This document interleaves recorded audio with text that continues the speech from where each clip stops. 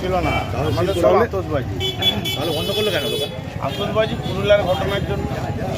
পুরুলিয়ায় তৈরি হচ্ছিল, আমরা তো আর তৈরি করি না, তাও পুলিশ স্টেপ নিল। দোকানটা বন্ধ করলো কেন তাহলে? জিনিস আছে সেই জন্য। কি কি সিজ করেছে? আতশবাজি যা বিয়ে বাড়ির জন্য লাগে তাই। কোনো শব্দবাজি পাইনি? শব্দবাজি আতশবাজি তো পারমিশন রয়েছে। পারমিশন থাকলেও যেহেতু পরিমাণটা একটু আমার বেশি ছিল সেই জন্য। আপনার নাম? যোগ্যতা দত্ত।